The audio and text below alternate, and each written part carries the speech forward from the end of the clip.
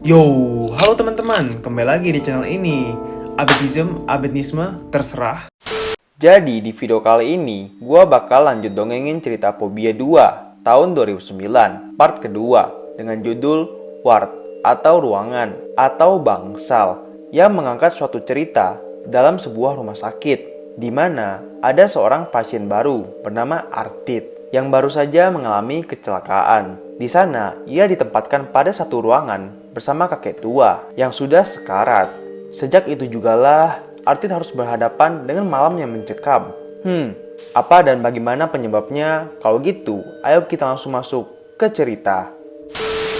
Cerita dibuka dengan seorang pria yang baru saja mengalami kecelakaan dan kini sudah berada dalam ruang operasi rumah sakit. Artit, nama pria itu. Ia sangat santai, walau ada luka-luka di tubuhnya. Lucunya, dokter sedang mengoperasi kaki Artit yang tertusuk banyak kaca. Namun kocaknya, Artit malah mengeluh, bukan karena sakit, melainkan karena bosan. Pemuda yang santuy dan kocak ini malah mengajak dokter berbicara. Wow, keren banget ya kamu Artit. Dokter lagi operasi loh, kamu bisa-bisanya kayak gitu. Oke lanjut. Nah, sesudah operasi, Artit dibawa masuk ke kamar istirahat. Ia bertanya pada suster yang lucu itu. Maksud gue suster yang muda itu ya. Nah, si Artit rupanya meminta kamar pribadi, tapi malah sekamar dengan orang lain. Suster muda itu berkata, keranjang di samping kiri Artit sudah rusak, dan pasien di kanannya adalah seorang kakek tua yang juga cuma bisa diam. Ia sudah sekarat. Jadi, Artit bisa menganggap kalau ruangan ini sebagai ruangan pribadinya. Dan karena penjelasan suster cukup masuk akal, Artit tak protes. Hari sudah mulai gelap.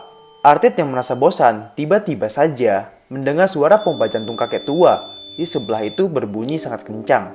Tak lama setelah itu, suster muda tadi kembali masuk ke sana. Artit tersenyum yang membuat suster itu tersipu malu. Lalu sang suster menyuntik pergelangan tangan si kakek tua. Namun suatu keanehan terjadi. Jarum suntiknya malah patah. Artit yang ternyata juga menonton menjadi cukup heran. Apalagi bagian tangan kakek tua itu penuh dengan banyak tato. Suster langsung saja mendekati Artit dan menutup tirai sambil berkata kalau pasien sebelah sudah biasa seperti itu. Kemudian ia pun pergi. Artit semakin sangat bosan sambil memegang handphonenya. Lalu tiba-tiba saja ia kaget setelah sekelompok orang yang tidak ramah tiba-tiba masuk bersama dokter, juga seorang suster tua. Mereka rupanya mau menjenguk si kakek. Otak kakek sudah berhenti bekerja. Ia masih bisa bernafas berkat alat pompa jantung itu. Semua kini terserah pihak keluarga ingin mempertahankan hingga kapan, ucap sang dokter. Mereka ingin mempertahankan guru semalam lagi karena beberapa muridnya belum tiba dari luar kota. Kita belum mendapatkan informasi apapun mengapa sekelompok orang di sana memanggil si pria tua dengan sebutan guru. Emangnya siapa sih si kakek? Bukan cuma kita, ternyata Artit juga penasaran sambil ia menguping pembicaraan mereka. Dokter pun setuju dengan usul tersebut, lalu ia pamit pergi. Sekelompok orang-orang yang masih di sana meletakkan semacam sesajen di atas meja samping. Lalu mereka berucap seperti mantra yang diulang berkali-kali. Artit makin penasaran dengan apa yang terjadi.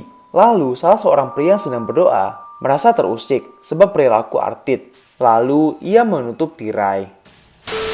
Malam semakin larut dan Artit terbangun dari tidurnya disebabkan televisi yang menyala. Ia mengambil remote mematikan televisi itu. Lalu tiba-tiba terdengar suara aneh dari arah si pasien kakek tua. Dengan tiang infus, Artit berupaya menggeser tirai, melihat apa yang terjadi di tempat kakek. Tirai terbuka sedikit, masih ada sesajen di sana. Dan, sebuah tangan mengambil sajen itu yang langsung mengagetkan Artit. Ia menjadi bingung, tapi karena kepo, Artit mencoba membuka tirai itu kembali.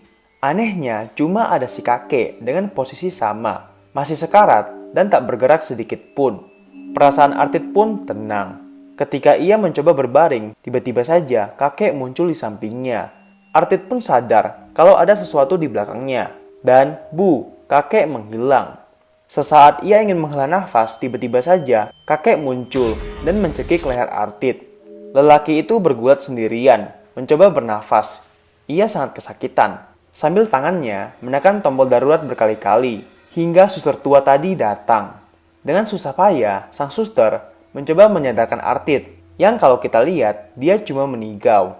Artit menceritakan apa yang terjadi, tapi suster malah menenangkannya. Lalu si Artit meminta dirinya pindah kamar, tapi suster malah mengatakan, kalau seluruh ruangan sudah penuh, kamu akan baik-baik aja kok, besok sudah boleh pulang, jadi jangan khawatir ya, ucap suster itu. Waktu semakin malam lagi, dan si kakek masih terbaring di tempat tidur dengan kaku. Berbeda dengan Artit yang sepertinya masih ketakutan. Ia tak bisa tidur dan berdoa meminta perlindungan dari Tuhan. Lalu, tiba-tiba saja tirai sampingnya terbuka dengan sendiri. Dan muncul si kakek dengan gestur tubuh seperti Artit juga. Kakek itu lalu membaca-baca mantra. Dan Artit yang panik berupaya menekan tombol darurat, tapi ia malah terjatuh. Kakinya belum bisa berjalan, dan dengan sangat terpaksa, ia menyeret tubuhnya untuk keluar. Namun tiba-tiba saja, si kakek sudah berdiri di hadapannya. Artit lalu berteriak dengan sangat keras, yang berhasil mendatangkan suster tua itu lagi. Suster memanggil bantuan. Artit diangkat kembali ke tempat tidur, tapi ia menolak. Artit ingin pindah kamar sekarang. Ia memberontak karena tak ingin berada di samping si kakek. Dan dengan sangat cepat, suster malah menancapkan suntikan berisi obat bius yang langsung membuat Artit tertidur pulas. Sepertinya obat bius sudah habis. Pelan-pelan, mata Artit terbuka dengan sendiri. Kepalanya sangat pusing, pengaruh obat bius.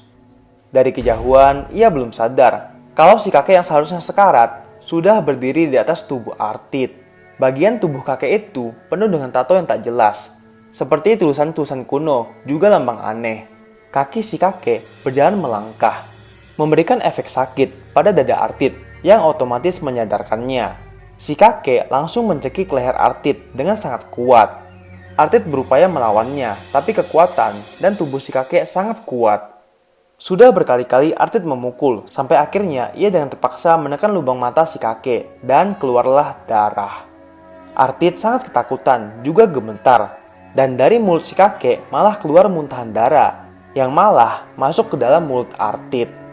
Mereka lalu berteriak, dan bu, suara mesin pompa jantung yang dimatikan membangunkan Artit dari tidur nyenyaknya. Alat pompa jantung itu sudah lepas, dan si kakek kini meninggal dunia. Salah satu muridnya menandatangani dokumen dengan dokter. Lalu mayat si kakek dibawa keluar, melewati Artit yang memandang dengan wajah kaku. Sesudah itu, suster muda yang lucu kemarin datang bertanya kondisi Artit. Anehnya, kepribadian Artit yang ramah sudah berubah menjadi kasar. Ia memarahi si suster yang memegangnya. Lalu, suster tua pun datang. Suster itu langsung menunduk, menyembah Artit. Hah? Kenapa nih? Artit dibawa keluar dengan kursi roda. Di sana sudah banyak sekali orang yang menunggu sambil menyembah Artit. Tangannya memegang sebuah tongkat, dan orang-orang yang kemarin malam kini sudah berada di belakang Artit. Juga dengan suster tua yang memegang sajen. Oke, kalau gue ambil kesimpulan, mungkin aja mantra dan sajen yang dilakukan orang-orang ini tadi malam adalah upaya mereka untuk memindahkan jiwa si kakek ke wadah barunya, yakni si Artit. Dimana kalau begitu, si kakek yang sudah meninggal adalah jiwa raga dari Artit. Nah selain itu, ternyata si suster tua adalah murid si kakek juga. Makanya ia terus berusaha menahan Artit tetap di ruangan ini. Mungkin aja kakek yang banyak disembah orang itu adalah seseorang yang sangat sakti hingga bisa melakukan hal seperti ini. Apakah mungkin mereka adalah sekte sesat? Silahkan kalian berimajinasi sendiri dan berikan pendapat dengan cara komentar di bawah ya teman-teman. Kalau begitu, Fobia 2 tahun 2009 part kedua dengan judul Ward atau Bangsal atau Ruangan atau apapun itulah terserah, maka gue nyatakan selesai. Oke, jadi sebenarnya videonya udah kelar, cuma masalahnya durasi, belum sampai 10 menit, baru 9 berapa gitu kan. Jadi supaya buat 10 menit, kita buat video ini aja ya. Ngapain ya? Oke, ini aja nih. Kita kok keras, kita review ubi goreng buatan mama saya dari tadi siang. Jadi udah keras ya. Nih teksturnya nih, suaranya. Terus dalamnya ada putih-putih. Terus ini juga ada aqua, jangan lupa minum. Itu kenapa bunyi? Kalau kalian suka makan ubi nggak? Ya aneh sih gue nanya gitu, tapi ya udahlah, bodo amat. Harusnya udah sih. Kalau gitu sekian dulu dari gue, enjoy videonya dan terima kasih sudah menemani saya untuk menambah durasi. Thank you.